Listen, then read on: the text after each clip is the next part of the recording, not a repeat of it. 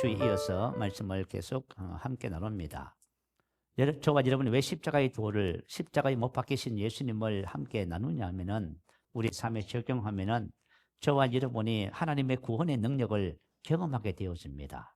또 두 번째, 십자가의 도가 왜 중요하냐 하면은요, 본문 21절에 보면은 말씀이 나와 있습니다. 22절부터 한번 볼까요? 21절 볼까요? 하나님의 지혜에 있어서는 이 세상의 자기 지혜로 하나님을 알지 못하므로 하나님께서 전도에 미련한 것으로 믿는 자들을 구원하시기를 기뻐하셨도다. 자, 십자가의 도라고 하는 이 전도는 미련한 것입니다. 그렇지만 하나님은 이것을 통해서 뭘 하신다고요? 사람들을 구원합니다. 만약에 저와 여러분이 교회를 다니면서 이 구원의 문제에 대해서 잘 명확하게 이해하지 못한다면은 오늘 전해드리는 말씀을 함께 잘 마음에 새기시기 바라요. 이 십자가의 도를 통해서 하나님은 저와 여러분을 구원하시는 거예요. 자, 우리 오늘 첫 번째, 십자가의 도는 우리를 구원하시는 하나님의 능력, 말씀 먼저 나누도록 할게요. 세상의 모든 사람들은 뭐가 필요해요? 구원이 필요하잖아요. 그죠? 뭐 병들고 가난 문제 속에 관계 불화, 뭐 죄, 죽음의 문제, 중독, 그리고 쓴뿌리, 상처, 트라우마, 세상에는 문제투성입니다. 그런데 이 문제투성 속에서 모든 사람들이 다 이 구원이 필요한 거예요. 근데 구원받을 길이 없잖아요. 근데 우리 교회 다니는 저와 여러분이 하나님의 구원하는 지혜와 능력이 십자가 도인데 이거 모르고 있으면 어떡할 거예요? 그죠? 그러면 저와 여러분도 여전히 교회는 다니지만 하나님의 구원을 경험하지 못하는 거예요. 자, 여기서 말씀하시는 구원, 소조라고 해요. 심각한 위험에서 힘으로 구해내는 것을 의미합니다. 이 단어는 삶의 모든 영역에서 구원을 전부 나타낼 때 사용되는 단어예요. 마태복음 8장 25절에 보면 주여 구원하소서 우리가 죽겠나이다. 주여 구원하소서죠. 자, 풍랑이는 바다에서 물길이 치고 배에 물이 차면서 배가 파산하게 생겼습니다. 그때 뭐예요? 구원하소서예요. 그리고 마태복음 9장 21절에 보면 제 마음에 그 돈만 만져도 구원을 받겠다 합니다. 12해 동안 혈류병으로 당신은 이게 말이죠. 고치지 못하는 병입니다. 12년 동안 많은 의원에게 고생을 많이 하고 재산을 다 허비했습니다. 예수의 소문을 듣고 내가 그의 그 옷에 손만 대어도 쏘죠. 구원을 받겠다. 이 구원이라고 하는 거예요. 저와 여러분 인생의 삶에 문제투성인 거 다 아시잖아. 문제가 없는 사람이 어디 있어요? 그런데 구원받지 못합니다. 그래서 십자가의 도가 중요한 거예요. 여러분들이 만약 오늘 주시는 말씀을 여러분의 마음에 담고 새기고 이 십자가의 도를 여러분의 문제에다 던져보세요. 문제가 어떻게 되는가? 거기에 하나님의 구원의 능력과 역사가 나타나는 거예요. 그래서 이 구원이라고 하는 단어는 저와 여러분의 삶의 모든 영역에 다 사용되는 단어입니다. 그래서 구원은 삶의 모든 문제에서의 구원. 할렐루야. 자, 세상 구원과 하나님의 구원의 차이에 대해서 살펴보겠습니다. 세상 구원은 인간의 지혜와 인간의 능력, 그리고 정의, 사랑 등 다양한 힘으로 더 나은 세상, 그죠? 더 나은 세상을 만들기 위한 노력과 실천을 의미해요. 그래서 세상에는 얼마나 많은 종교가 있습니까? 그리고 그죠? 과학, 의학을 발전시키고 학문이 있어요. 그리고 그죠? 사회마다 법을 만들고 정치, 법을 만들고요. 그리고 사회의 모든 시스템이 뭐예요? 더 나은 세상을 만들기 위한 세상 구원, 구원에 대한 얘기들입니다. 그렇지만 세상 구원은 사람의 지혜와 사람의 능력으로 세상을 구원하겠다. 이것은 한계를 갖고 있는 것이에요. 그런데 하나님의 구원, 소조는 하나님의 구원의 근본 원인은 하나님의 사랑이라고 말씀을 기록해요. 요한복음 3장 16절에 보면 하나님이 세상을 이처럼 사랑하사 독생자를 주셨습니다. 예수님을 보내주신 거예요. 이는 저를 믿는 자마다 멸망치 않고 영생을 얻게. 자, 다시 말하면 모든 하나님의 구원은 하나님의 사랑에 기원합니다. 구원의 내용이 뭐죠? 독생자예요. 예수님이에요. 예수님. 예수님을 통해서 뭐가 일어나냐면 저와 여러분 구원받습니다. 여러분, 오늘 저와 여러분 오늘 말씀을 듣고 여러분 인생의 삶의 문제를 다 해결하고 가시기 바래요. 그게 끌고 다니지 마세요. 짊어지고 사시지 마시기 바랍니다. 하나님의 구원에는 뭐가 필요하냐면, 그죠? 믿음이 필요해요. 자, 믿음이 필요해요. 자, 우리가 십자가의 도를 내가 받아들이고 그것을 내가 믿으면은 저와 여러분 삶 속에 오늘 여러분 인생의 삶의 모든 문제가 다 해결됩니다. 아멘. 자, 오늘 저와 여러분이 뭘 생각해야 되냐면 우리는 하나님의 능력을 찾아요. 하나님의 능력이 어디 있냐면은 복음 안에 있습니다. 그 복음이 하나님의 능력이에요. 하나님의 지혜예요. 그래서 저와 여러분이 누가복음 1장 37절에 보면은 대저 하나님의 모든 말씀은 능하지 못하심이 없는 자. 자, 불가능이 없어요. 자, 십자가의 도를 저와 여러분 삶에 던져 믿기만 하면 이 십자가의 도를 통해서 주시는 하나님의 구원은 불가능이 없습니다. 모든 것이 가능해요. 그러나 세상 구원은요, 인간의 지혜와 힘을 하는 것은요, 그것은 한계를 갖고 있잖아요. 자, 오늘 십자가의 도에 대해서 지난 시간 이어서 말씀을 함께 나누겠습니다. 고린도후서 5장 17절 말씀 여러분 다 암송하시지요? 우리 함께 한번 암송해 볼까요? 자, 시작.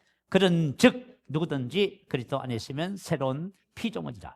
이전 것은 지나갔으니 보라 새 것이 되었도다. 아멘. 자, 누구든지 예수를 믿으면 어떻게 돼요? 그리스도와 연합하게 되는 거예요. 그러면 새로운 피조물이에요. 이전 것은 뭐 했어요? 지나갔다는 것은 죽을 수 없어졌다, 사라졌다, 그 뜻이에요. 자, 이전 것은 다 지나갔습니다. 끝나다, 사라지다, 죽다. 이전 것이 지나갔다는 것이 뭐냐면 십자가의 도예요.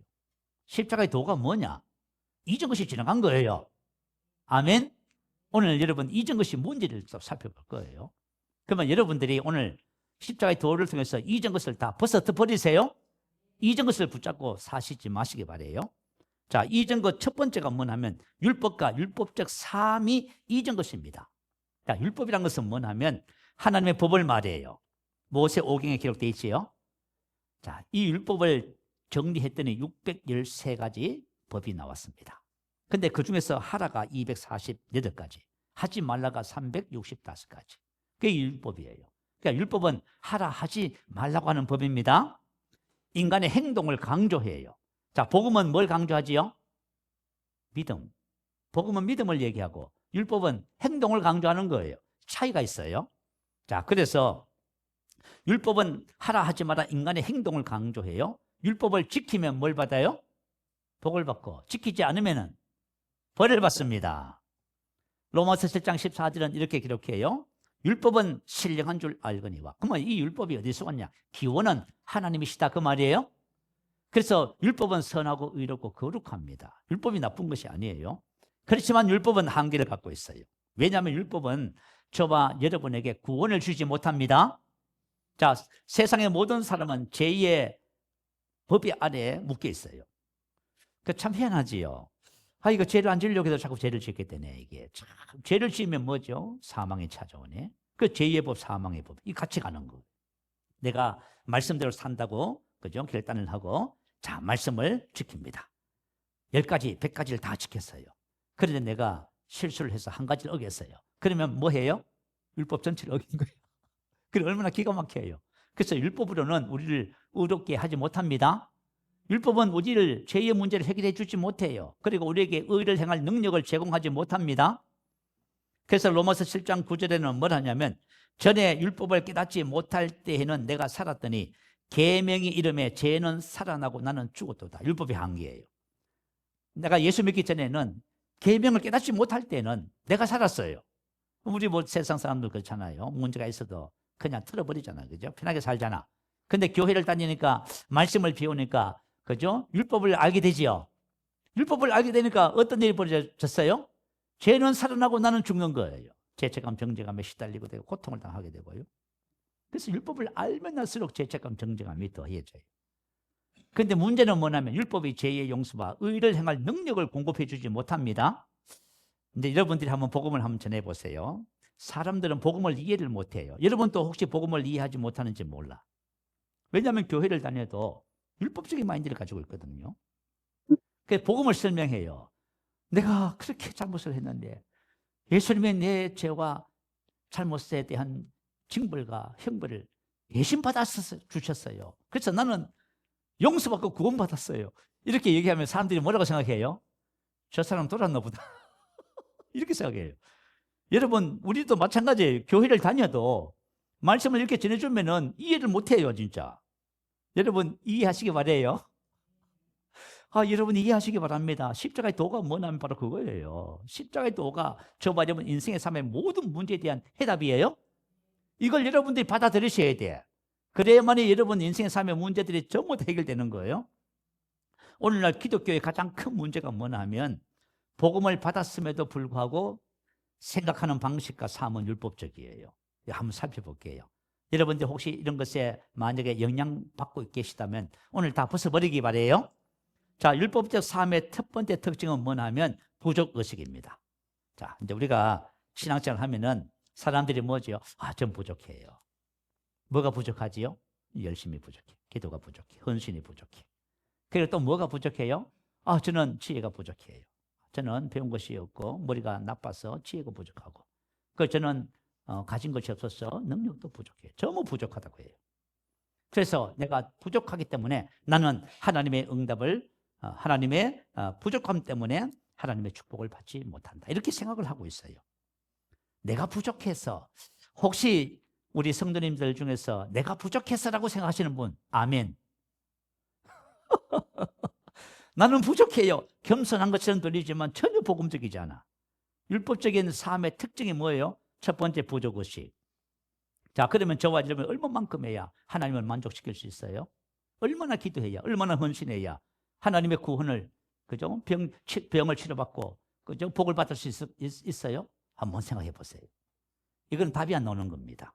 자, 복음은 우리에게 뭐라고 말씀하시냐면 하나님은 저와 여러분에 대해서 충분히 만족하셨습니다.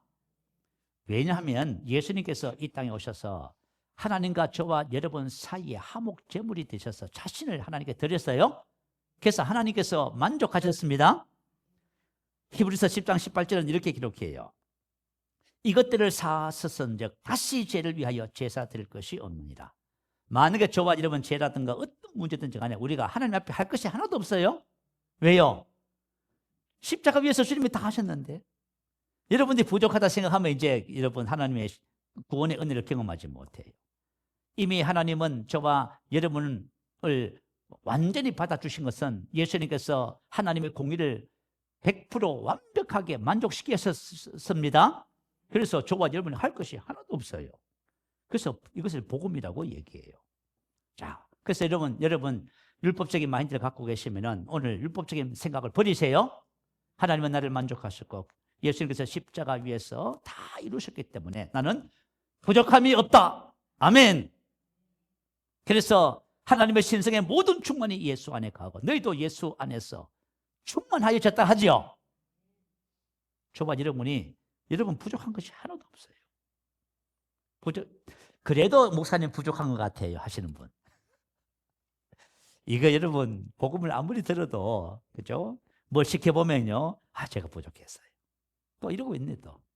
응? 제가 뭐 열심히 하지 못했어요. 제가 뭐 기도도 제대로 못하고 어떻고 뭐 이렇게 또 가는 거예요. 복음하고 전혀 상관없습니다. 여러분 생각 속에 있는 율법적인 생각을 버리시기 바랍니다. 두 번째는 의의 기준, 믿음의 기준, 축복의 기준이 자신의 행동에 있다고 생각하는 거예요. 그래서 늘 자신과 타인의 행위를 따라서 판단을 해요. 자, 하라 하지 마라가 의의 기준이 되는 거예요. 여러분 어떠세요? 여러분 잘못했어요. 잘못하니까 바로 뭐가 찾아와요? 정죄가 찾아오지요. 그죠? 이거 왜 그런지 아세요? 의의 기준이 나의 행동에 있어요, 지금. 내가 잘못했으면 당연히, 그죠? 잘못한 거잖아. 그죠? 어쨌든 간에 이 의의 기준에 자신의 행동이 있다고 의의 기준, 자신의 의의 기준이 하라 하지 마라가 의의 기준이 돼요. 자, 내가 이제 말씀대로 이제 살아가는 거 열심히 하니까 말씀대로 살아. 그러면 이제 만족해요. 그리고 믿음이 좋은 것 같아. 그리고 하나님의 복을 받을 것 같지요. 근데, 그죠? 조금 후에 짜증내고 원망하고 화를 또 내서. 그러면 당장 또 무슨 생각이 들어요? 말씀대로 못해서, 내가 이 정도밖에 안 되는구나. 어떤 사람은 그러더라고요. 제가 요즘은 말이죠, 목사님. 제가 진짜 구원을 받았는지 저도 지금 의심이 들어서 지금 너무 괴로워요, 이래.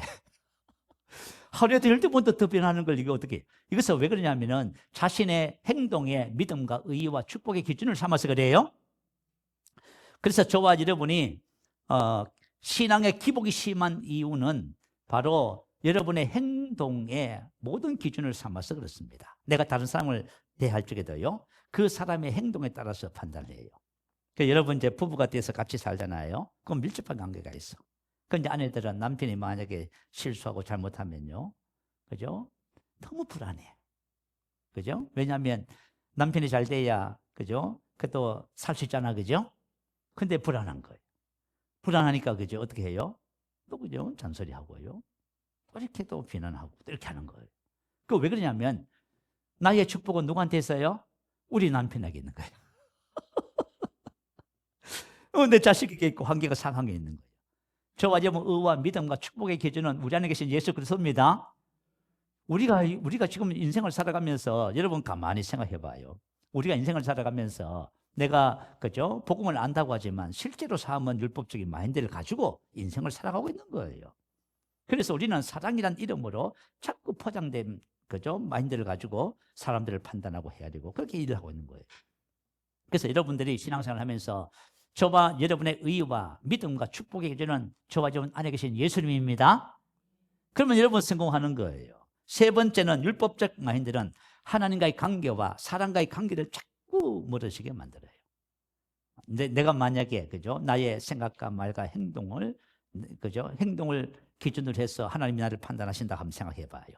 그래서 우리가 옛날에 뭐라고 했어요? 나의 행동을 하나님이 저고리에 달아서 그죠? 기준에 못 미치면 뭐 한다 했어요? 하나님 화낸다고 했어. 그렇지 않아요. 하나님께서는 이미 저와 여러분에게 내실 화도 없습니다. 화와 심판을 누구한테 다 쏟으셨어요?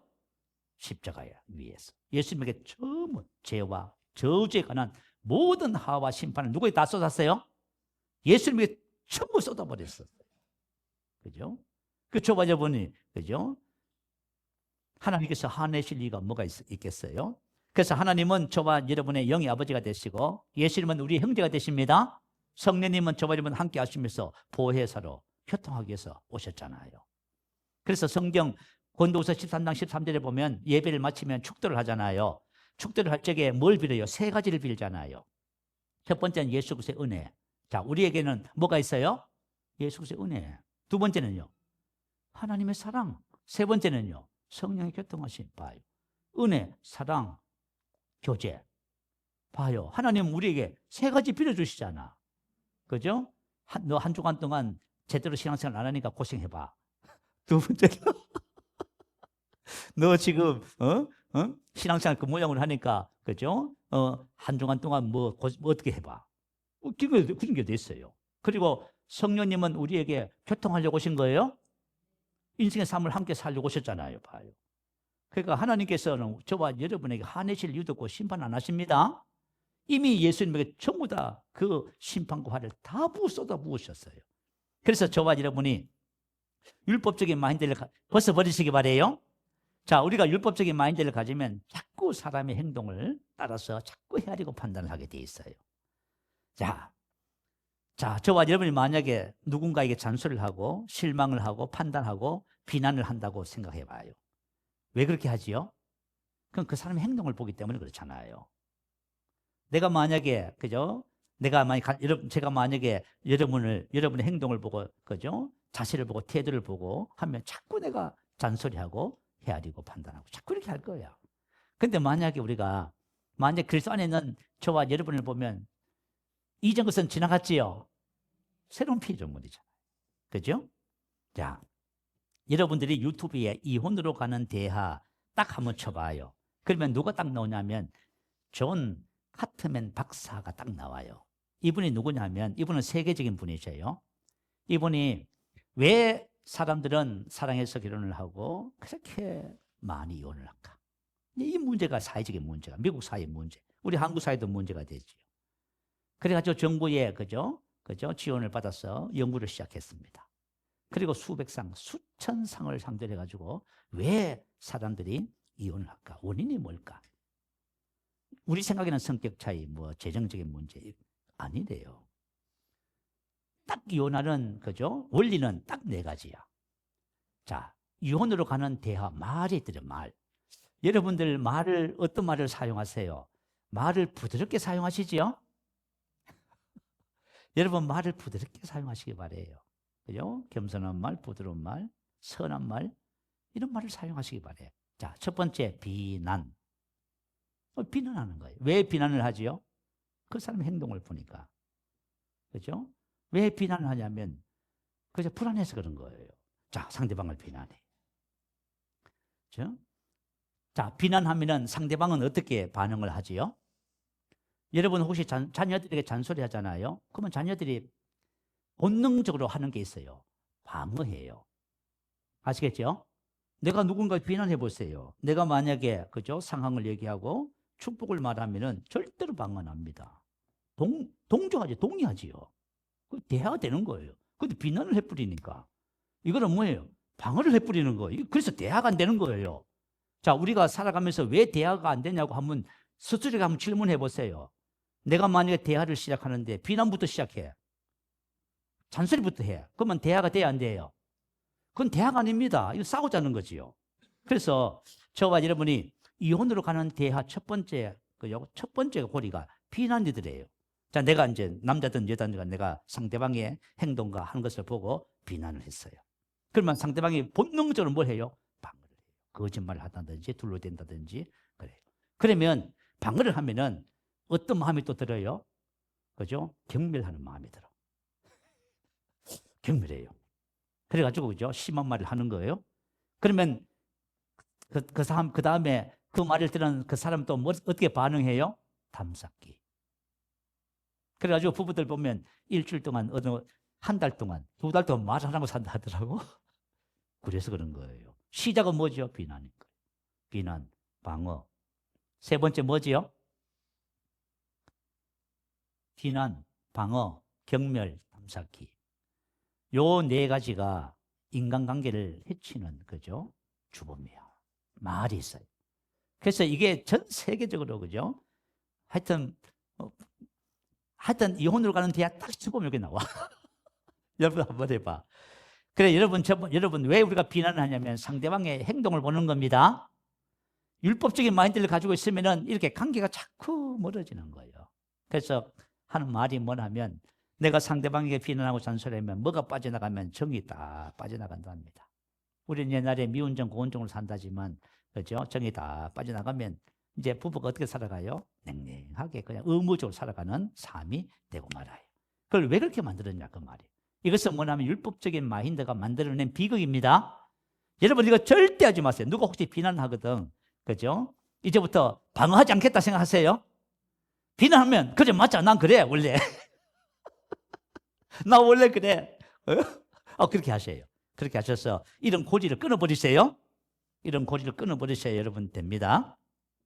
자, 하나님이 우리에게 주신 새로운 삶의 방식이 있어요. 로마서 7장 4절부터 6절 읽어드릴게요.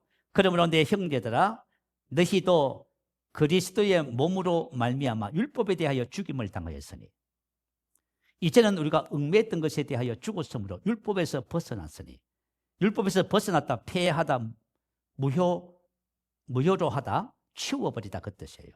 이러므로 우리가 영의 새로운 것으로 섬길 것이요 율법 조문의 묵은 것으로 아니할지니라. 자 봐요. 자, 저와 여러분 예수님께서 십자가에 죽으실 적에 우리가 함께 죽으면서 율법에 대해서 어떻게 됐어요? 죽었어요. 여러분들 속에 있는 율법적인 생각 마인드를 뭐라고 하냐면 죽었다고 하세요. 나 죽었어. 난 율법적 사람 아니야. 나는 그죠?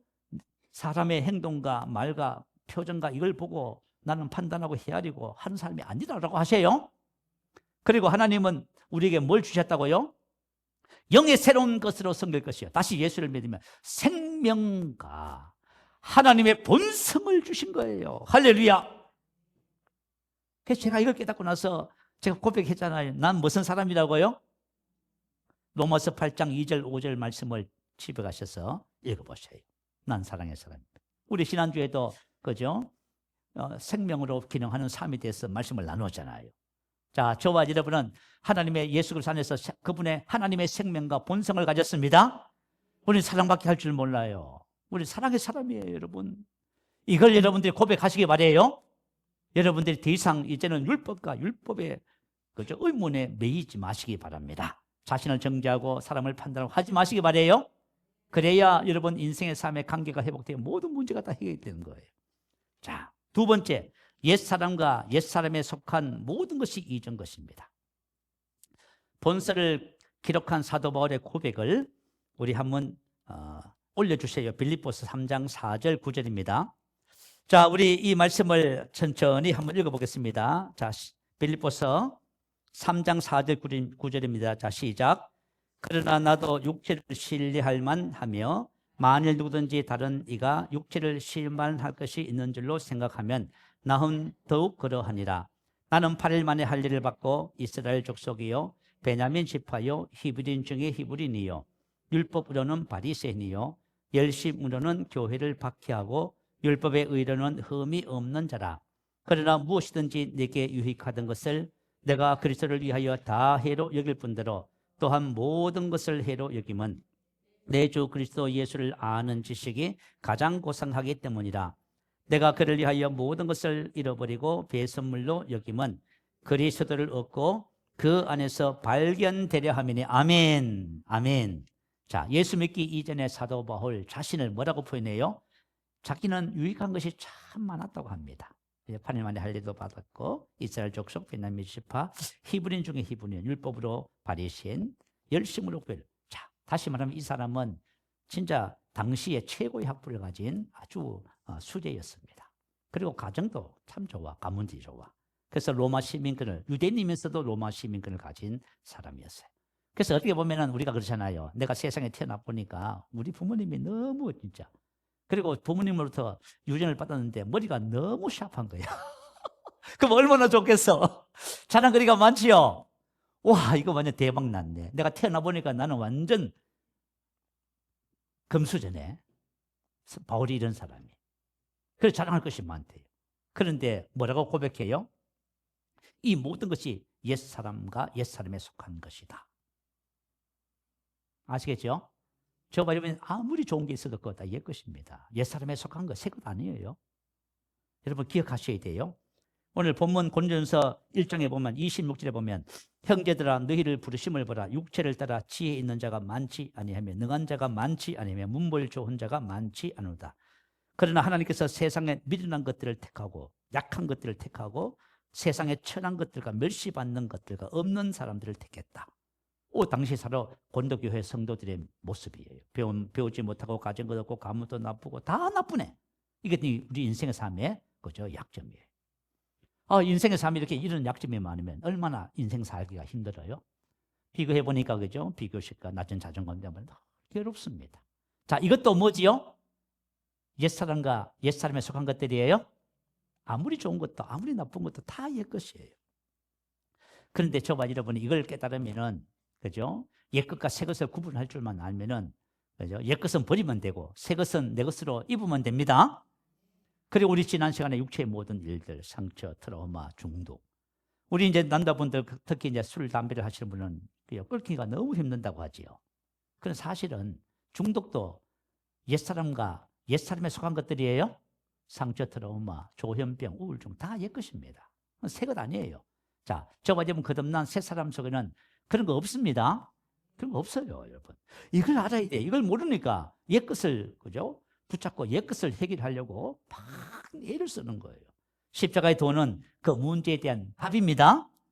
자, 그래서 오늘 사도 바울이 뭐라고 하냐면 이 모든 것을 7절, 8절 해로 여긴답니다. 내게 유익하던 것을 내가 그리스도를 위하여 해로 여길 뿐더러 또한 모든 것을 해로 여김은 내 주 그리스도 예수를 아는 지식이 가장 고상하기 때문이다. 내가 그를 위하여 모든 것을 잃어버리고 배선물로 여김은 그리스도를 얻고 그 안에서 발견되려 함이니. 모든 것을 해로 여긴다. 정신적, 영적, 물질적 불이익이다. 다시 말하면 내가 타고난 것이 아무리 좋아도 그것은 내 인생의 삶의 불이익이다. 그 말이에요. 손해다, 상해다, 파멸이다. 이거 알면 자기 자랑 끝나는 거예요. 그죠? 그리고 이제 뭐냐면 그죠? 비교식 속에서 가지지 못해서 늘 약점이라 생각하는 그 모든 것. 그것들도 여러분 그죠? 끝나는 거예요. 그 여러분 더 이상 낮은 자존감 비교식 속에서 살지 않아요. 다 그것이 지나간 것들이에요. 그리고 모든 것을 잃어버리고 배설물로 여기지요. 배설물은 뭐냐면 폐물, 똥, 오물, 쓰레기로 믿다 간주하다. 하여튼 과거에 속한 거듭나기 이전에 나의 모든 옛사람에 속한 모든 것은 이전 것입니다. 십자가 위에서 죽어서 없어진 것들이에요. 그래서 우리가 옛사람을 벗고 새사람 입으라 하잖아요. 자, 원숭이 사냥법을 같이 좀 나눌게요. 자, 원숭이를 어떻게 잡냐 하면은 병 있잖아, 큰 거죠. 자, 주둥이가 좁은 그 항아리, 또 내지는 구멍 있는 그죠 나무 상자. 상자를 원숭이들가 많이 다니는 나무 밑에다가 딱 놓는답니다. 그러면 원숭이들이 그 밑에 안에다가 가일과 견과류를 넣으면 원숭이 쪽 내려왔어, 그죠? 그 주머니 혹에 손을 딱 집어넣고 가위를 하나 딱 잡았어요. 그러면 그때 이제 사냥꾼이 와요, 그죠? 뭐 하려고? 잡으려고 와요. 잡으러 오면은 원숭이가 어떻게 하면 도망갈 수 있어요? 어떻게 하면 도망가지요? 어이구, 잡은 가위를 놓으면은 손이 속 빠질 것 아니에요. 근데 원숭이는 잡은 거 절대 안 놓는답니다. 계속 잡고 있는 거예요. 그래 어떻게 해요? 잡혀요. 그래 우리가 십자가의 도를 모르면 옛것을 계속 붙잡고 있어요. 그 옛것을 계속 붙잡고 있으니까 그걸로 통해서 그죠? 온갖 문제가 다 찾아오는 거예요. 자, 여러분, 우리가 십자가의 도를 알고 이미 지나간 것 옛것을 벗어버리세요. 내가 아니라고 말하기 바래요. 그걸 붙잡고 이걸 해결하겠다고 여러분 덤벼들면은 여러분 고생을 엄청 많이 해요. 그래서 우리 신앙의 핵심은 뭐냐 하면, 자, 내가 그를 위하여 모든 것을 잃어버리고 배선물로 여기는 것하고 그리스도를 얻고 그 안에서 발견되려 함이니. 아멘. 이 말은 무슨 뜻이냐면 우리가 그리스도 안에 있잖아요. 그리스도 안에 있는 새롭게 된 나를 그죠? 발견해내는 것이 신앙생활이에요. 아시겠죠? 나의 정체성과 신분을 알아가는 거예요. 그래서 신앙생활은 뭐냐 하면 옛것은 버리고 새것을 입는 거예요. 여러분 우리가 많이 배우잖아. 여러분 고백 기도집에 어떤 분이 그러더라고. 고백 기도집을 탁 펼쳐놓고 고백을 하는데 깜짝 놀랐대요. 왜 놀랐어요? 고백 기도집에 기록된 모든 내용들이 새롭게 된 자기 자신인 것을 발견했어요. 그래서 깜짝 놀랐어요. 아, 지금까지 내가 쏟고 살았구나. 자, 옛사람과 옛사람에 속한 모든 것이 이전 것입니다. 자, 율법의 저주가 이전 것입니다. 자, 갈라디아서 3장 13절 14절 말씀 올려주세요. 말씀 함께 읽어보겠습니다. 시작.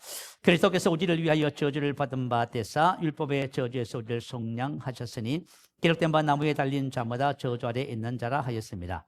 이런 그리스도 예수 안에서 아브라함의 복이 이방인에게 미치게 하고. 자, 됐습니다. 거기까지만 있습니다.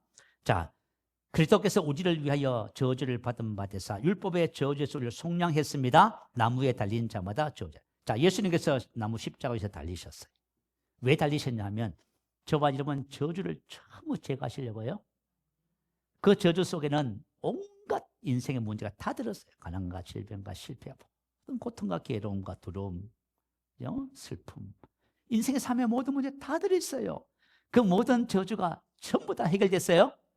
십자가를 바라보는 순간 여러분 인생의 삶의 문제가 해결됩니다. 제가 내년이 되면 이제 65세가 돼요. 그러면 이제 노인이 됩니다. 야, 제가 노인이 된다니까 제가 그죠? 제 스스로도 깜짝 놀래요. 아, 내가 벌써 노인이 되는구나. 사람이 나이가 들면 어쩔 수 없잖아, 그죠? 그러면 65세 이상 인구 중에서 우리 한국 대한민국 89%가 한 가지 이상의 처방약을 복용하고 있어요. 처방약을 복용한다는 것은 병원에서 처방해 준 거예요? 뭐 그냥 단순 감기 걸렸어 그런 게 아니고요. 지속적으로 먹어야 할 약을 말이에요. 그러니까 이 90%가 한 가지 이상의 처방약을 먹고 있어요. 그리고 54%는요. 4가지 이상의 처방약을 복용하고 있어요. 4가지. 그래가지고 제가 세금조감보건센터 가니까요. 간호사들이 있잖아요. 어르신들 약 챙겨준다고 그 일이더라고. 시간 맞춰서 약을 착착착 챙겨주셔야 돼요. 그 약을 막 입맞춰 드시는 거예요.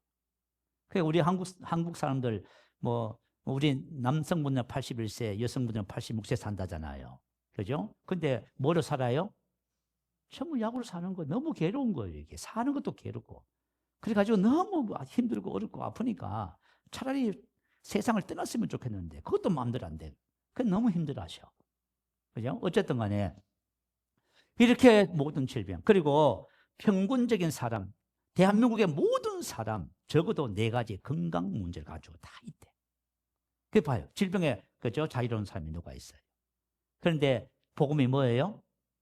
치유받았습니다. 아멘. 봐요, 여러분. 가난과 실패, 아브라함의 복입니다. 조상의 저주 끝났습니다. 그리스도 안에서 저와 여러분의 정체성은 아브라함의 복입니다. 십자가가 우리에게 준 선물이에요. 그런데 여러분 뭐 가난하고 실패하고 아프고 뭐 어쩌다고요? 왜 이 십자가를 안 바라보세요? 옛날 구약시대 때에 이스라엘 백성들이 원망하고 불평했어요. 그래서 그죠? 이스라엘 백성들 그 장막 주변에 있던 강야의 불뱀들이 이스라엘 백성들을 물기 시작했습니다. 독이 온몸에 퍼집니다. 죽어갑니다. 사람들이 모세에게 와서 그죠? 간구합니다. 기도해서 구원해달라고. 그래서 모세가 하나님께 기도했더니 하나님 뭐라고 하셨어요? 장대에 저 뱀, 노뱀을 만들어서 높이 달라. 그것을 쳐다보면 뭐 한다? 산다. 그래서 하나님 말씀대로 그죠? 노뱀을 따라 놓고 백성들에게 말했습니다. 하나님이 말씀하셨다. 이거 쳐다보면 산다고 했다. 그 쳐다본 사람은 다 살았어요. 근데 요한복음 3장에 딱 보니까 예수님이 뭐라고 하세요? 모세에서 강야에서 모세가 뱀을 든 것 같이 인자도 떨려야 하리니. 예수님 왜 십자가에 매달렸어요? 저와 여러분 율법의 저주에서 아브라함의 복으로 옮겨 놓으시려고요. 여러분 우리가 아무 할 말 없어. 뭐가 어떻고 저떻고 문제투성입니다. 말 못해요, 여러분. 아멘. 그리스도 안에서 우리는 아브라함의 복입니다. 이런 복을 받으셔야 돼요. 그죠? 자, 저주의식을 버리셔야 됩니다. 여러분이 아무리 힘들고 어려워도 저주의식을 가져서는 안 돼요. 여러분 아브라함의 복의식을 가져요. 여러분이 번영하고 형통할 것을 선포하세요. 사람이 마음으로 믿어 의지하고 입으로 시인하여 환경을 변화시킵니다. 이게 원리예요. 모든 창조의 원리는 열심히 해서 되는 게 아니에요. 먼저 우리 마인드 생각을 바꾸셔야 돼요. 생각을 바꾸고 이것을 말하기 시작하면 환경이 변하게 되기 시작합니다. 여러분이 만약에 직장에 가거든 직장은 여러분 이름을 대면서 나로 말미암아 아브라함의 복을 받는다고 선포하세요. 그러면 직장이 잘 될 거예요. 우리가 하나님이 주신 이 은혜를 삶에 적용하시기 바래요. 자, 그러면 우리가 전할 복음이 있어요. 이 세상 모든 사람들은 뭐가 필요해요? 구원이 필요해요. 여러분 믿지 않는 여러분 남편 얼마나 직장생활 하면서 고민하고 있는지 다 아시죠? 질병의 문제, 삶의 모든 갖가지 문제가 있어요. 왜 그죠? 성경은 복음이라고 했을까요? 이 세상의 모든 문제를 해결하는 하나님의 능력이라서 복음이라 한 겁니다. 그 저와 여러분은 복음을 가지고 있어요. 그죠? 죄와 중독으로 얼마나 많은 사람들이 고통을 당해요. 질병은 말할 것도 없고요. 가난과 삶의 문제로, 관계 불화의 문제로 사람들이 다 방황하고 있잖아요. 그죠? 죽음의 문제로 들어가고 있어요. 그래서 저와 여러분이 복음을 가지고 있어요. 하나님께서 십자가의 도를 전하래요. 여러분 어떻게 하실 거예요? 질병 있는 사람들한테 가서 십자가의 도를 전하세요. 예수님께서 당신의 질병을 치료하셨습니다. 당신이 예수 만나면 그 죽을 병에서 치료받습니다. 그렇게 말을 해야 돼요. 아시겠죠? 이게 바로 여러분 십자가의 도예요. 여러분 우리가 복음을 전할 적에 뭘 전할 거예요? 우리 옛날에는 뭐라고 전했어요? 교회 자랑을 한다고 해요. 교회 자랑하고 목사님 자랑하고 또 뭐냐면 초청장치가 되면 한 번만 나와봐. 하나님은 그렇게 해서 그걸로 구원하지 않는다고 합니다. 십자가의 도가 저와 여러분을 구원하는 하나님의 능력입니다.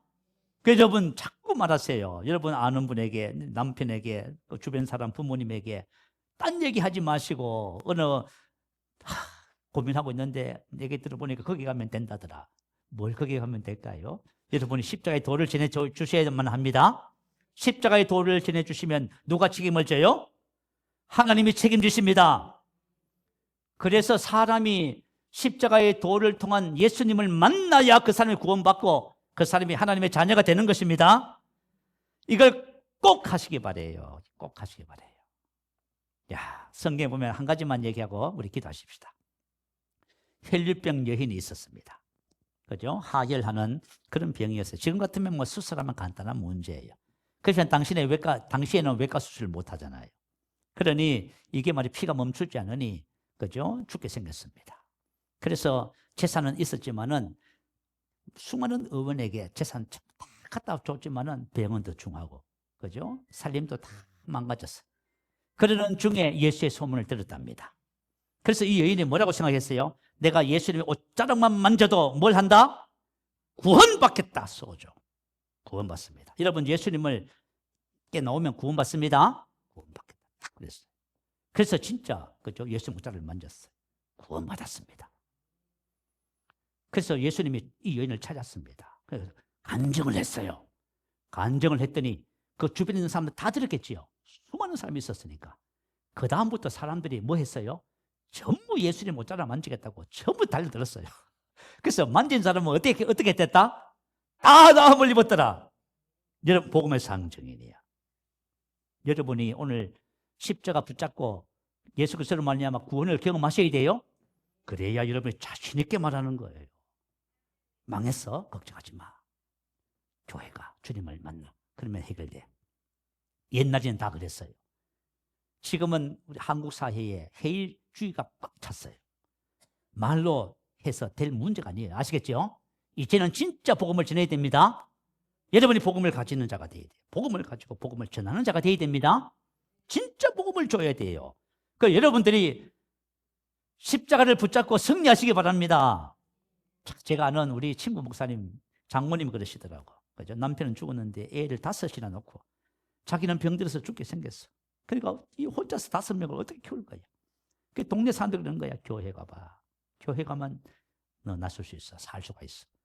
교회 가서 주님 앞에 부르짖었더니 치료받았습니다. 옛날엔 뭘 했어요? 교회 가면 뭐 해요? 살 길이 생기고 죽을 병도 낫습니다. 요즘 사람들 그런 말을 안 하네. 지금 또 예수님은 여전히 십자가의 도를 통해서 우리를 구원하십니다. 여러분들이 그런 말을 전해줘야 돼요. 아시겠죠? 그러면 교회에 오면 누가 책임을 져요? 주님이 책임을 지는 거예요, 여러분. 여러분이 고치는 것도 아닌데 그 말을 왜 못해요? 그 여러분들이 여러분 삶에서 문제가 있거든. 십자가를 붙잡으시기 바래요. 그리고 산 증인 되시기 바랍니다. 자, 우리 함께 기도하십시다. 이 십자가의 도가 멸망하는 자들에게는 미련한 것이요, 구원을 얻는 우리에게는 하나님의 능력입니다. 오늘 저와 여러분의 인생의 삶의 문제를 그죠? 바라보지 마시고 십자가를 바라보셔서 하나님의 구원을 경험하시고 십자가의 복음을 전하는 산 증인 되시기 바랍니다. 할렐루야 한번 부르시고 크게 기도합니다. 할렐루야.